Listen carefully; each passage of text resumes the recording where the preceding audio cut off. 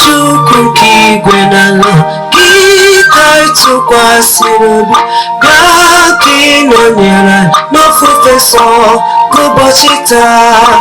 Gịnị ga-eme ka ndụ ka m ghara ife Chukwu? Gịnị ga-eme ka ndụ ka m ghara ife Chukwu? Gị Chukwu kigwe na lo ka tụkwasịrị obi na anyị na-arịọ gị, ekwekwala ka ị gbafee. Gịnị ga-eme ka ndụ ka m ghara ife Chukwu? Gịnị ga-eme ka ndụ ka m ghara ife Chukwu?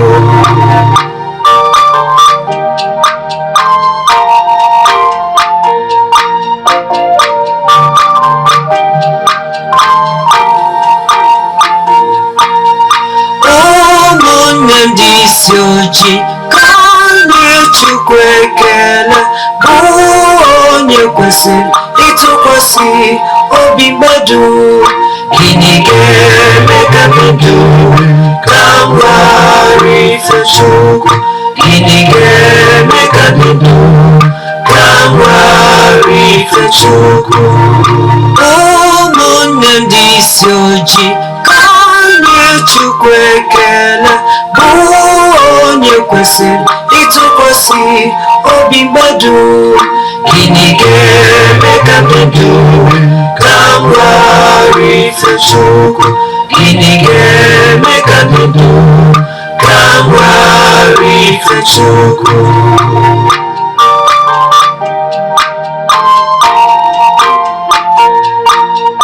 Gịnị ga-eme ka ndị ndụ wee ghara ife Chukwu mgbe dum? Gịnị ga-eme ka ịdị ndụ wee ghara ife Chukwu mgbe dum? Ihe a bụ ajụjụ kwesịrị ịjụ onwe gị.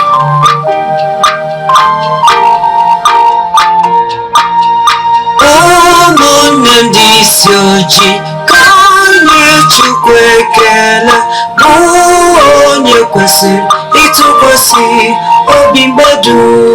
Gịnị ga-eme ka ndụ ka m ghara ife Chukwu? Gịnị ga-eme ka ndụ ka m ghara ife Chukwu? Ụmụnne ndị isi ojii ka anyị Chukwu ekele, bụ onye kwesịrị ịtụkwasị obi mmadụ. Gịnị ga-eme ka ndụ ka m ghara ife Chukwu? Gịnị ga-eme ka ndụ ka m ghara ife Chukwu?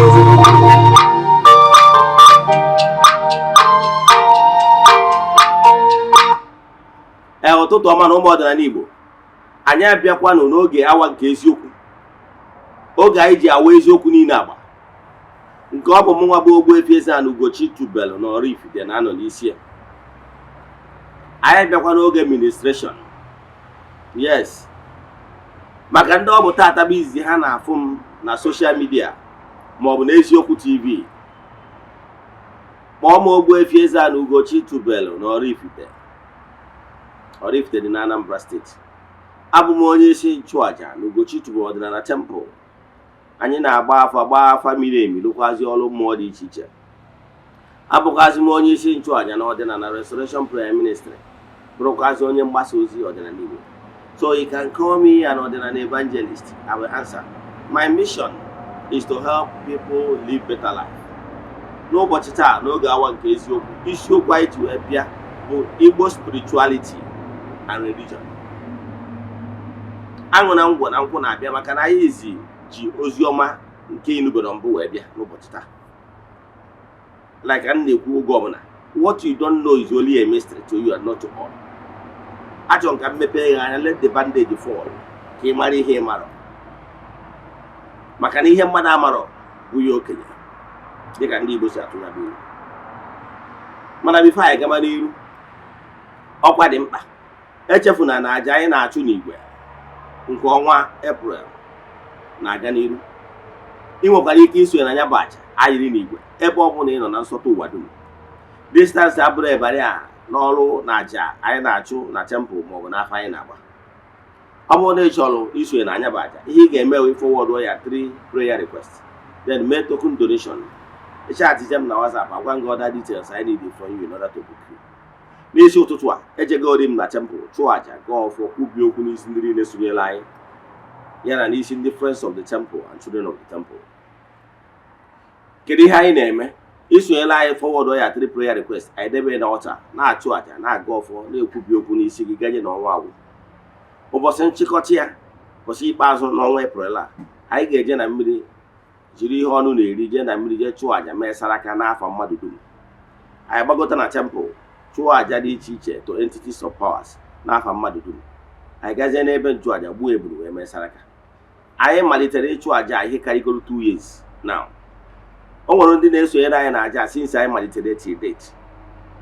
As we speak, nwere ndị buku 2024 as a whole, many of them. Ka adị sure na ha skip even 1 month. Maka na ike dị na aja na-achụ. What you don't know is only a mystery to you. Yes. Now, God on chore ịkọwara before I go n'ihu na nkụzi anyị ji bịa bụ. Ọ bụrụ na ị na-esonyere m site n'eziokwu TV, ị na-anụ nkụzi a taa, na-anụ olu m under the influence of my voice. Ị chọrọ ịnụ nkụzi ọzọ ma ọ bụ isi arịa mmadụ, jee na my YouTube channel Ogbuefi Eze-Ana ugochitubelu. Ị ga-enweta nkụzi a. Nwetakwazi over 1000 lectures nkụzi niile anyị na-akụzi n'ọdịnala Igbo over years. In fact, o nwere nkụzi ọbụla na-agbagwoju anya n'ọdịnala Igbo anyị metụtara aka in the past. Yes. Ọ bụkwa ndị na-esonyela anyị site n'eziokwu TV. O nwere Nollywood movie ọbụla ịwọchị na channel a bụ eziokwu TV. Agwara m gị na eziokwu TV is owned by ngalaba na-afụ maka mgbasa ozi ọdịnala Igbo Ugochitubelu ọdịnala temple. Yes. Or evangelical group. Now, ọ bụrụ na o nwere Nollywood movie watching ya, ị chọrọ ịwatch ọzọ, jee na my YouTube channel Ugochitubelu movie production, Ugochitubelu movie productions, ma ọ bụ jee na eziokwu great movies na YouTube watch ya. Ọ bụkwazi na Igbo movie, jee na eziokwu TV Nollywood movies ka watch kwazi. Ka ị na-eme nke a ka Chukwu Okike pụrụ ime ihe niile gọzie gị. Ekenego m ndị niile na-ajoin anyị site na TikTok. Ka ị na-ajoin anyị na-emetụ aka na share button, na ndị niile na-esonyere anyị from our social media handles ndị ọzọ. Ka ị na-ajoin na-emetụ aka na share button. Ka ị na-eme nke a ka Chukwu Okike pụrụ ime ihe niile na ndị afụrụ anya gọzie gị ma gọzipụta gị oke. Ya gazie. Then ka anyị banyezie na ya bụ nkụzi agbara ọkpụrụkpụ anyị ji bịa. Anyị kwuru isiokwu anyị bụ Igbo spirituality and religion. I chọrọ ka anyị kọwara ihe bụ spirituality, Igbo spirituality, kọwakwaziri ihe bụ religion. Yes, ka ị mara ihe dị iche. Now, ka anyị wee kọwazinyezie gị the update way forward and ihe ị ga-eme ka ị wee bụrụ ezigbo onye ọdịnala kwụsịrị ike. Dịka ihe kpasara anyị ji eme ya administration, agwara m gị na our wish bụ ka na ọtụtụ ndị mmadụ jiri aka ha na-alụ ọrụ mmụọ na-achụ aja. Maka na the center of Igbo spirituality bụ ịchụ aja. Yes, the center of Igbo spirituality bụ ịchụ aja. Nwanne chụba aja na aja karịrị ọgwụ. Ọgwụ abụrụ center of Igbo spirituality. Ana m ekwu ya na-ekwusi ike. Mma akọwalụ ebe ọgwụ si wee bịa. Ịghọtara ya? Ihe niile ị kwesịrị ịma gbasara ọgwụ. Na ihe kpatara m nwa bụ Ogbuefi Eze-Ana Ugochitubelu ji sị gị, nwanne don't depend on ọgwụ. Maka na ọgwụ ga-agharịpụ gị. Ọnya kpatara na ọ bụrụ na ị na-esonye the foundation of even every world religion. Every world religion. Ka m were two center religion anyị ma na okirikiri anyị wee mara ya. Mmejọ kpọwalụ gị maka Hinduism and Shintoism and rest of them. Kama ka m were okpukpere ndị ụmụnne anyị ndị na-eti isi na. Yes, ya na okpukpere ndị Christian. Where Malaga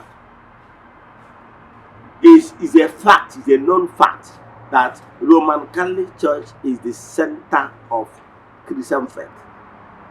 Yes. Take it or leave it if you like, argue. But I can tell you, because I'm not going to a man no harm. You get it. Over Catholic Church, etc. The date of Easter, and no other religion, Christian religion, will celebrate Easter. Have you asked yourself why Easter ji adanye mgbe ụfọdụ ọdanye na March, mgbe ụfọdụ ọdanye na April? On one of his dates, ime kpatara ya na Catholics na-use Catholic arọ, etu ụka Catholic si agụ arọ, the permutations, ọha na-efe isi, enwere any other religion in Christian faith. So Catholics remain the key. Even the Easter and the Christmas, the two important things in Christian faith is owned and managed by Catholics. So Catholic is the key. So that's why we use Catholic, we are married. Catholic is the center of whatever they are doing in devotion is Aja. Onye ka Aja agwa okwu Aja Mass. You go okwu Aja Mass. Yes. So Aja, they understand it. Na Aja bụ the key. Ọ bụrụ na ịbụ onye ọbụla na practice spirituality, ị dị achụ aja, when they forget it, you can never progress. Onye ka eji say give us never lack. And with so many forms of aja, I would say competent. Yes, but some akuzi basara aja into to so and with many forms of aja. Mana ihe chọrọ akụwara kịta ka ịghọtagoro na aja dị important. Then o nwere ụmụnne anyị ndị na-eti isi na o nwere ihe wụ mandatory na-atụrụ anya na onye ọbụla bụ onye na-eti isi na ga-emeriri ego a na-akpa zaka. That zaka bụ you must feed a poor person daily. It will be a cause of joy to onye kama. Because that simple means in other world religion is joyful activity. Ni ga-emeriri ka ọnụ ọchị one man ụbọchị. It could be by almsgiving, it could be by being nice, by advice, and what have you. It's charity work. In Egent. So in Igbo spirituality, the key ejighị eburu ma sie enyi na dike. Adị hapụ isi aka abụọ rịọ. Ihe ọdịnala Igbo ji dị ebube bụ ịchụ aja. In Egent. Ihe ọdịnala Igbo ji dị ebube bụ ịchụ aja. Nwanne na-achụ aja na aja karịrị ọgwụ. Ọdịnala Igbo, foundation Igbo spirituality, elelere ya n'ọgwụ. Elelere with high moral value. Kedu ihe eji ama a religion? A religion kwesịrị ịbụ an organ na-afụ na-propel the tenets, the teachings of spirituality based on na nke ha kwekọrịtara na ya. That a body, where a group of people can come together and form a body and get it registered with the government. Obugo religion. So when I come okwu ihe gbasara spirituality before I ban religion. Ordinary Igbo will high moral value. Ata na ordinary Igbo gwachala gị, gwa gị nsọ, the do's and the don'ts. Onya kpata na all the world religion will do's and don'ts. Ordinary Igbo is the foundation of Ordinary Igbo is you, the 10 commandments. Bụ the iwu Chukwu Okike nyere mmadụ, the manual of what and what human being should do in order to live in harmony in creation. Yes. In this creation, the gross material world, this world you are seeing with your eyes, enwere manual. Ihe ọbụla ekere eke, maka na Chukwu nwe ụwa. Ike Chukwu na-achịkwazi ụwa. Ihe ọbụla Chukwu kere eke. Ihe ọbụla Chukwu kere eke. Ihe ọbụla ekere eke na-enwe manual. Ihe eji nwe manual bụ the do's and the don'ts. If you ga-abụ apply ya, so that he cannot enjoy yourself, so that he will use what that he has for your own happiness and well-being. Onya waka eji enwe manual. Adonya batana car manufacturers nwekwara manual of what and what we can do. Ihe ga na-eme ka you will enjoy that particular car by the producers, manufacturers. So Chukwu Okike nwere manual o nyere mmadụ No be here. Etu a ka mmadụ ga-esi mee ka mmadụ wee nwee ike nọrọ in harmony with spiritual and forces ndị nọ n'ụwa. Maka na mmadụ neediri live in harmony with the other creatures on earth. Man cannot function very well and live here happily without living in harmony with other creatures. Even if in your compound, in your family, if you are not living in harmony with other creatures, other members of that your household, you will not enjoy peace. And once you don't enjoy peace, your neighbor will not enjoy peace. So for you to live happily here on earth, you must abide by the manual that governs this world. Why people are suffering, why people are facing other challenges of life. Most of these challenges we are facing here on earth is man-made. Most of these challenges we are facing here on earth is man-made. Yes. Ihe kpata o ji wee bụrụ man-made bụ na mmadụ emere ihe o kwesịrị ime, nye akpata mmadụ ji atafu.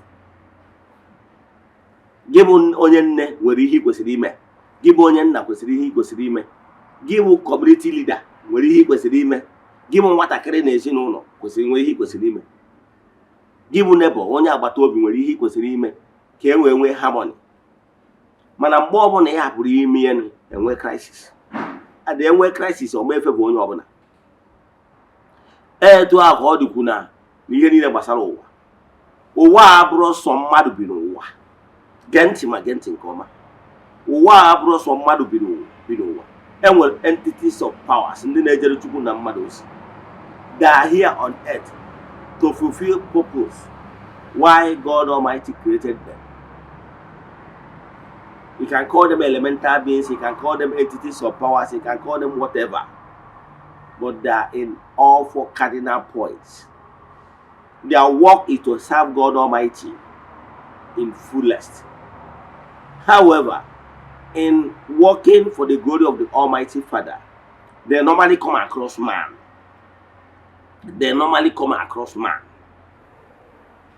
So if you want to be in harmony, you must be with them. You must build what I call personal relation with those whom you know. We are supposed to complement each other. That is why nature made it so that a man cannot live alone without support from other creatures. Have you asked yourself why now? For you to live, you must give. Nothing is free, even in free town. For you to live, you have to take, breathe in. And for you to continue living, you have to give, breathe out. Once you breathe out, the trees and other creatures will take it, carbon dioxide. They too will breathe in carbon dioxide and give you oxygen and breathe out oxygen. Then you, human being, will take it off from there. So, so God Almighty created we and the other creatures to live in harmony, to watch our backs. That is the only way there will be harmony on earth. But the problem, human being refuses to know. Then were other elemental beings and entities of powers that living here on earth. They are living here, they have lived here thousands of years before man was created out of the mercy of God Almighty. The elemental beings and the animals, the animistic beings, they have been here on earth thousands of years before man was created. So what am I saying? For you to enjoy this gross material, you must always be at peace with other creatures here on earth. And once you live at peace with them, they will always, when whatever you always live in this harmony with them, you always run into crisis. Can we all hear about that? I don't know how to go by Saloja and Apostle. mgbe ọ na-eje Damascus ka o jee gbuo ndị mmadụ, mana asị na ọ nọ n'elu horse na-ere ịnyịnya. Ịnyịnya na-enye sign na-enwelu na ihe ọ na-eje commit bụ dastardly act, murder, walụ, na-enye sign ka ọ ghara continue na that journey, but he refused because he disconnected himself from the receiving messages from those animistics. Eventually, he landed himself into trouble. When the animal saw a being that prevented the animal from proceeding, he began to hit the animal violently. And while beating animal violently, he got the anger of the being, the strange being, and he was made blind. I'm a negative again.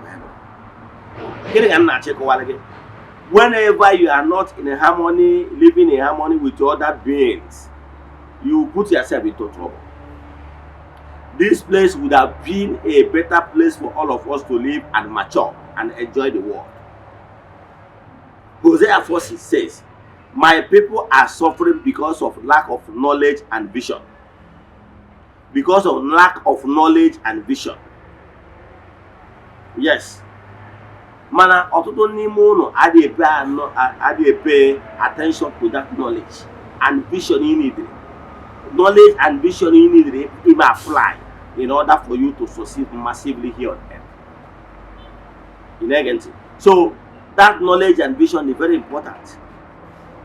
Mana idea pay all yourself into challenges of life. I can tell you that greater percentage of challenges we are facing here on earth is man-made. It's not supposed to be so. It's not the way God Almighty wanted us to live here on earth. But because we abandoned the normal one. So I want you to understand the spirituality. Now let me tell you, spirituality is supposed to be here. We are supposed to be here.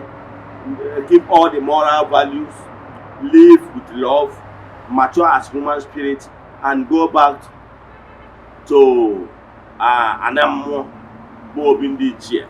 Sonye na the chair, because that is the highest point every human spirit can affect himself or herself.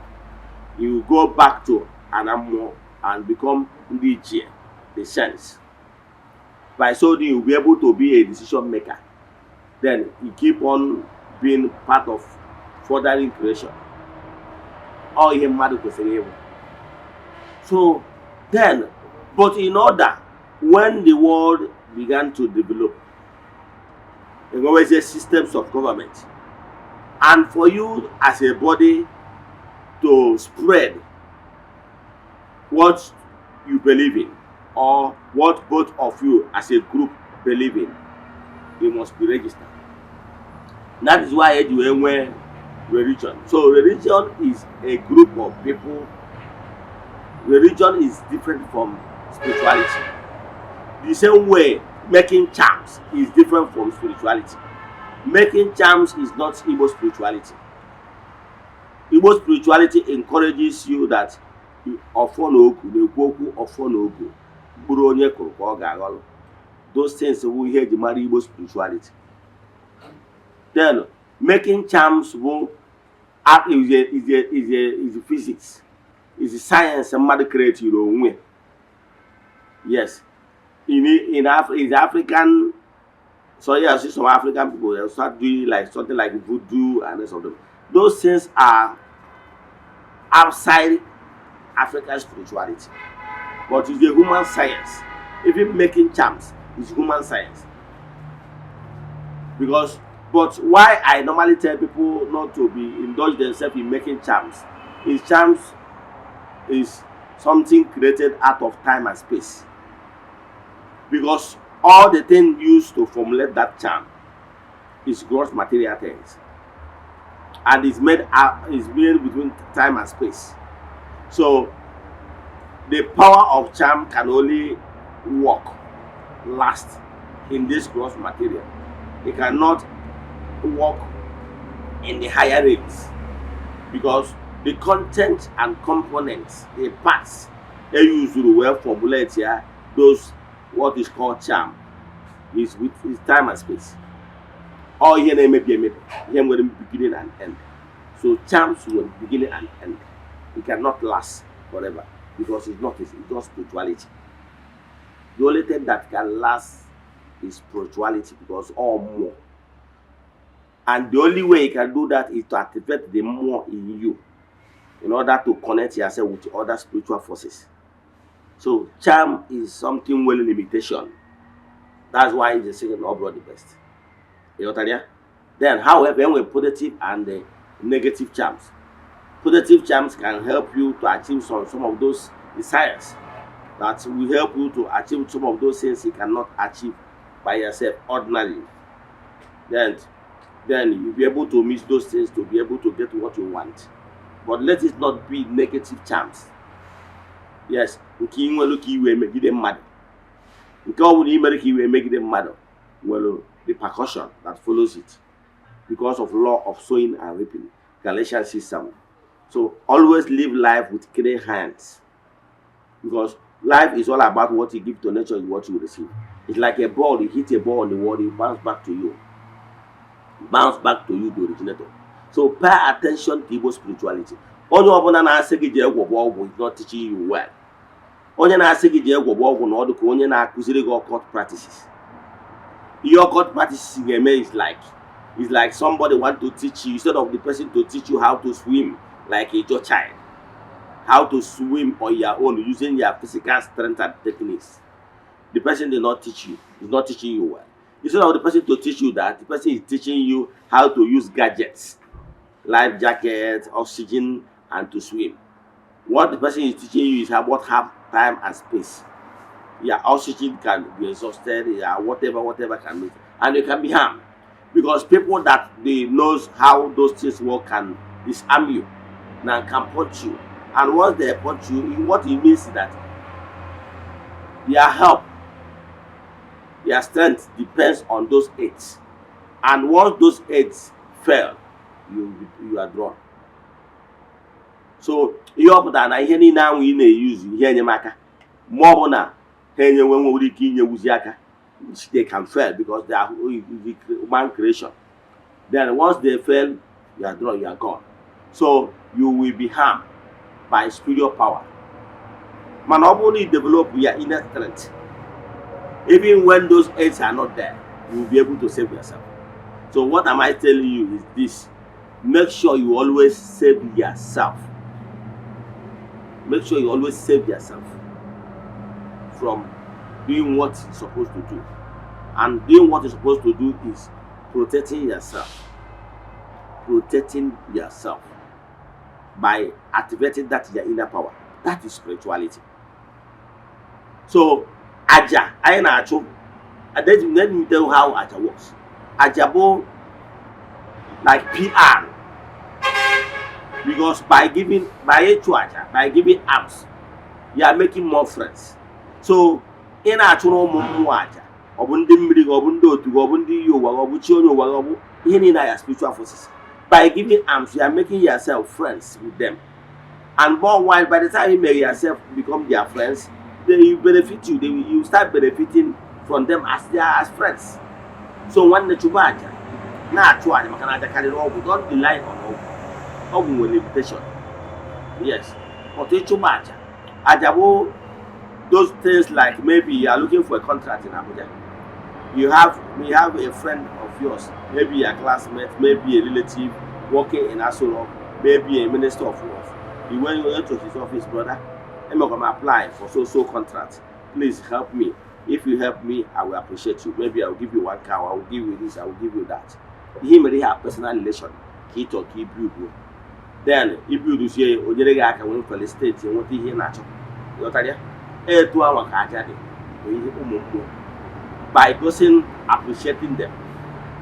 You know what I mean? So showing building personal relation with more. Whenever you need their challenges, they will help you. Then again with religion. Religion now have a group of people they can see who are formulated there or everybody known. It will interest you to know the man ordinary Igbo with religion. In what idea? For them, Madamaro, Managente, go chant, you want something about the good. Upon Igbo, ordinary Igbo, Ebatana, Igbo spirituality. newly don't know this. Ọ bụrụ na ị bịakwute m ka nyere gị aka, ihe m na-akụziri ka ijiri aka medo some spiritual work yourself. Mana ọ bụrụ na imewe those spiritual work yourself, ọ bụrụ na imewuru ya, ị kpọọ m ka m mee those things, then ị mara na megide ị akwụ m ụgwọ. Yes, you pay me so that I will do those services. You know why? Because when you consult me, I will consult my entities of powers. And once ha nyere m aka wee rụọ that ọrụ, I will still appreciate them. So therefore, all nya bata m meji wee naghị ihe, because I will earn my own living from the services I render. Mana ọ bụrụ na ị mara ka esi eme, onye ka m ji eme gị encourage ka unu mara ka esi eme some of these things by yourself. However, ọ bụrụ na ebe ị nọtere aka, conducive environment and whatever, ihe emewie, then you can look for third party that will help you to do it. Nke ọzọkwa m na-agwa gị bụ, as iron sharpened iron, ọkwa eziokwu.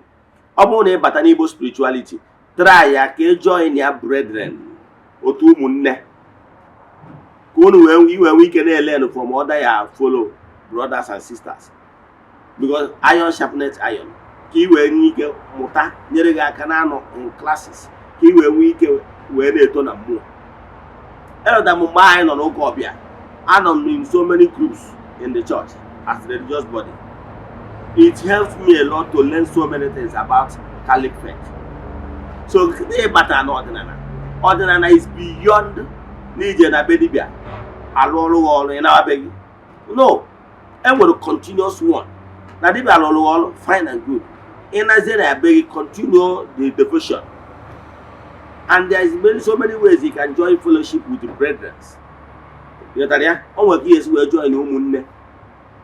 Yes.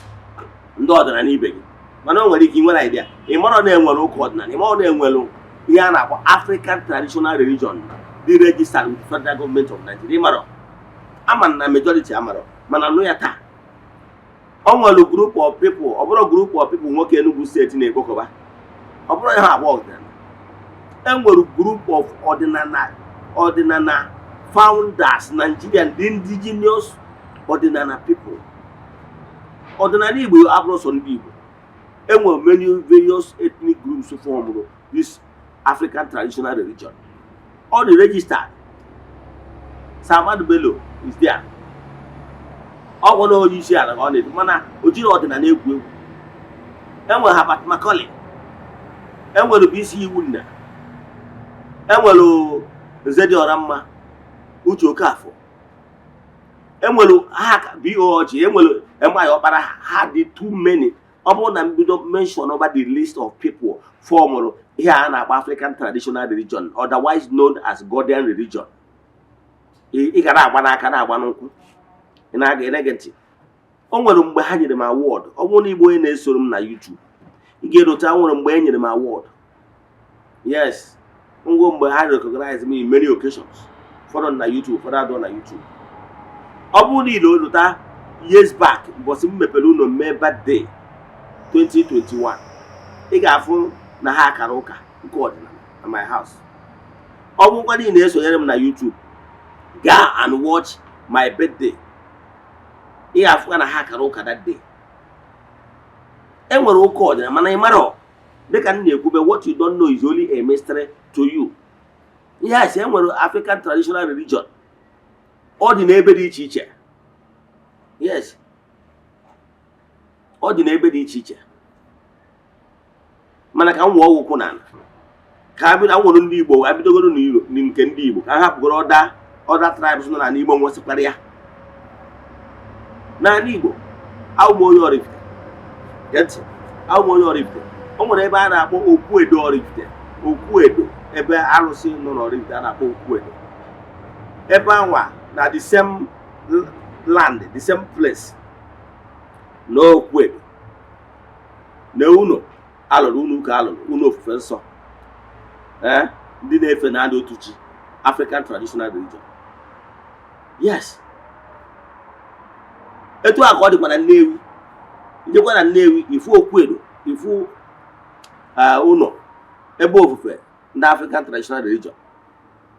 Maka na ofu ala aji ka anyị na-achụ n'anụ. Senike Chineke, Oraifite Omunga station chairman. Yes. So omo no anywhere in Oraifite in anunu. Each or every say no. Yes, all day. Man, what idea? All day. You know that African traditional religion. Ebe ga abia ifu na ndi kwero na-efe na otu chi in usoro ọdịnala. Ọ bụrụ na iwu bata na ọdịnala, efu ka esi ekuziere ka esi atụ nzu, ka esi awa ọjị, ka esi eme those things ahụ anyị niile ịma as a newcomer in ọdịnala. Some of these things ahụ dibịa na-anaghị ego wee na-eme. Some of those things spiritualists na-anaghị ego na-eme. Nke bụ eziokwu bụ na ọ bụrụ na irila anyị ya solely na spiritualists elụrụ ọrụ, you will be spending more. Mana ana m encourage gị that you need ability elu 70% of your spiritual work. Only 30% ka your spiritualist kwesịrị elu nke o ji bụrụ dibịa. Ịghọtara ya? Maka na onye bụ mmadụ ụzọ sibe ite na agaghị enwe mkpọkpọ ite na mkpọkpọ. Mana ọ bụrụzori n'obodo oyibo ma ọ bụ n'ịnọ na conducive environment na ị ga-eme some of those things, then engage the services of dibịa. Onye ga-emere ya, mana ọ na-emere ya ịma na efi na-azọcha ọka adịghị ekechi ya ọnụ, ị ga na-akwụkwazị for services. Mana don't tell me iwere ego jiri aka gbebe those things. Onye ka anyị sị gị ga-agba ụka ọdịnala chọwa ebe Godian religion dị, ọ ga-enyere gị aka. When I came to ọdịnala, Godian religion so na ihe formulated m onye kpatara nji wee dị iche. O so na ihe mere nji wee dị iche na ụfọdụ dibịa na-afụ. Abụrụ m just a typical local dibia. Maka enwere m other knowledge. My own were unique way of passing and propagating ọdịnala Igbo. O nwere ndị ya na-agbasara ọdịnala Igbo bụ na their knowledge is only limited with those ihe ọma developed from village. And enwere m wider knowledge about ọdịnala. Godian religion so na ihe lere my foundation. When I was say in kindergarten level, I learned a lot from it. Because I didn't wear priest, I didn't want in church. And I got that religion. Yes, and I'm following the path. Keriye na-egwu maka ya. N'anya ọ bụrụ na ịbụ onye Nnewi, agwana gị jewe na edo Nnewi, enwere Godian religion dị a. Ịghọtara ya? Then ebe na Oraifite, agwana gị jewe na edo Oraifite, enwere Godian religion dị a. Ọ bụrụ na ịbụ onye ọzọ ụbụrụ, jebe n'ori ọzọ ụbụrụ. Afịa orie, ebe a na-azụ ọkụkọ, a na-ele ma ọkụkọ ma ewu na afịa ọzọ ụbụrụ, ụbọchị ọbụla bụ ụbọchị orie. Ịmaghị ebe ọ iru ha n'ọzọ ụbụrụ, jụọ mmadụ ụbọchị orie, ebe a na-ele ewu na ọkụkọ. Iru ha n'ebe a na-ele ewu na ọkụkọ, ị ga-afụ their building. African traditional religion, otherwise known as Godian religion, ndị na-efe naanị otu chi. African traditional religion dị well registered with federal government. Mana ị nwere ike nwere idea. Ị nwere ike iche na ụlọ nwoke Enugu steeti anọ na Facebook na onye afọ ọbụla. Ọ bụrụ eziokwu, African traditional religion dị bala even before amụọ ya. Ndị amụ na African religion taa abụrụsego pa mmadụ na mma mmadụ. O tego obido. Ị ghọtara ya? Yes. Even before the war, African traditional religion has been in existence even before the war. You know?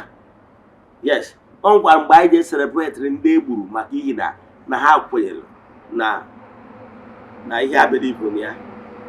I celebrate at 12 a na-akpọ mmemme 12 na Godian religion. Ghọtara ya? Ihe m na-achọ ịkọwara gị bụ ọ bụrụkwa ndị Igbo onye obodo ndị ọzọ, ọ bụrụ Igbo onye ihe ala, ọ dị n'ihe ala.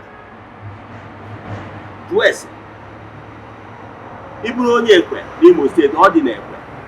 Ịbụrụ onye Aba, ọ dị n'Aba. Ịbụrụ onye Ụkpọ, ọ dị n'Ụkpọ, Anambra steeti.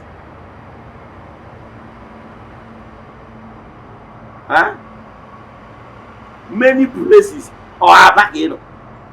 Jebe na 197 na ịkọta Egbene Road, Ogbo Hill Aba. Ọ dị there. In fact, ebe ahụ wee ebe the head station of Godian religion in Nigeria. Go there. Jebe Maza. Jebe na Maza ma ọ wụ Orile. E nwere 2 stations na Lagos. Ọ dị na Maza, ọ dị na Orile. ihe ndị a ihe na-achịkọwala gị after ka ya arụchala ọrụ by ya spiritualist. Ị kwesịrị identify with group ya brethren ndị gị na ha ga-ejikọ aka ọnụ na-atụgharị uche every Sunday.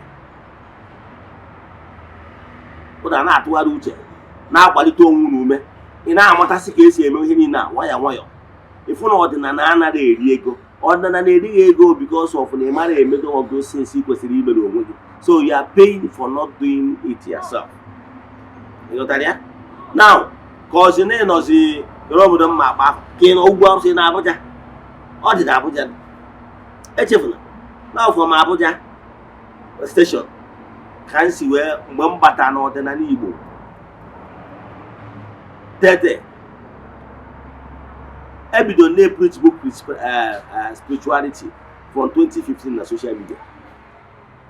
Oru 2018 locate here African traditional religion, Godian religion. Then na Jabi na Abuja. Ebe ọ dị na Jabi bụ Eze-Ana opposite Ukraine embassy na Jabi. Onwe ana drop ọ bụ na ebe ọ bụ na Abuja na anụ jụọ any cap man ọ bụ na Tezi ọ bụ na efo. Si Abuja gị opposite Ukraine embassy. Eze-Ana opposite Ukraine embassy. Jụọ ese ị ga-afụ the building. Ọ dị na ime UOO Plaza opposite Ukraine embassy. Ebe ọ dị na Jabi Abuja. Ajego m ebe ahụ, anọ m ebe a years before finally Ogbuefi budatazie m na mma anọ be nna n'Oraifite. So ọ bụrụ na ị chọrọ spiritual maturity adịghị esi n'elu ada. Ka bụ ihe kwesịrị ịma. Ọ bụkwa nne nọ na Mararaba, that is Nasarawa State. Jee ebe a na-akpọ Mararaba, yes. Enwere under station there. Nke mma akpọ galore. Agodian religion nwere over 90 something stations nationwide. Functional. Mana ọ chọwa agwa gị, ị mara nke dịrị gị nso, and it's still spreading. As we speak now, nwere ọtụtụ ndị mmadụ na-ebi udo Godian religion, na-ebi udo Godian religion unu ofufe. As you speak, more than one personally, I will see build one. Yes. Ihe na-achịkọwala gị bụ na so that ọ bụrụ na ịpụta full group of people nọ na Facebook na-akọ ofu akụkọ na-efiru na ha afọ ọbụla ọdịnala Igbo. As a group, ọdịnala Igbo n'ọrụ onwe since. Ọ bụrụ nwoke Enugu Steeti ya na-agba na-ekwu okwu na ya, ọ bụrụ because akụwagoro m ọtụtụ ebe. This system, ọdịnala Igbo bụ group of learned people form ya as a religion. So they teach you with love. They don't harass you. They don't intimidate you. They don't cast pressure on you. They make their point and allow you to take your decision. Not bullying anybody. No. Oya bata no fondi mo na amaria. Mane mande man na like ndị na-eme mkpọtụ. Yes. Ama how many years nnọgoro na Igbo spirituality na ịgbasa ozi ọdịnala Igbo. Before even nwoke Enugu State were Bible bịa kpọọ ọkụ na Facebook. Which one of my in support. My own Bible is in my house. I use it to do my research. If I public for my Bible or go childish act, because as a spiritualist, and my guardian go akwụkwọ other religious body, religious group like Shintoism, Buddha, kill them. Had many. Nego. O nwere akwụkwọ na Zoroaster. Agụgo mia. And may go many akwụkwọ. So kedu ka m mechie destroy one of the one nwere enwe. For me, I don't necessary about my childish act. So anọrọgo m na-akụzi ọdịnala before ọgbọ Bible ọkụ. So Igbo spirituality dịburu onwe ya. Igbo religion, that is ọdịnala, African traditional religion dịburu onwe ya. Mana ọtụtụ n'ime ụlọ amụrụ n'ọdị. Like dịka m na-ekwube, what you don't know is only a mystery to you. But today, akụwagoro m gị na ụdị ihe dị etu a. Ị mara na ọ na-eme exist. Ị nwere ike ụfọdụ n'ime ụlọ si n'obodo dị etu a. Ije na-esi n'Ifite Agụata. ọ dị ya. Obodo Oliver dị Coke ọ dị ya. Ije n'Ezi-Ifite nke Agụata side Ụga ọ dị ya. Ije Ekwulọbịa ọ dị ya. Achọrọ m ka ndị kpọọ afọ na ọ bụrụ na ị dị interested agwa gị stations dị closer to you, mana ị marọ maka na anaghị eme mkpọtụ. So onye na-achọ ịkụwara gị bụ ọ bụrụ na dibịa gị rụchala ọrụ, try ya identify ya with group of brethren dị gị na ha ga na-arụ ọrụ mind together. Ha na-enyere gị aka ị na-azụnye nwayọ nwayọ fụ na ọdịnala Igbo na-asọ rịrịrịrịrị ọnụ mgbe iji mara. Ka nkwụsị ebe a. Inwe ajụjụ na nkụzi a ma ọ bụ na ịchọ ka agbara gị afa mmiri emi, send alụ message na WhatsApp 08138243871. I repeat 08138243871 maọbụ 08057837672.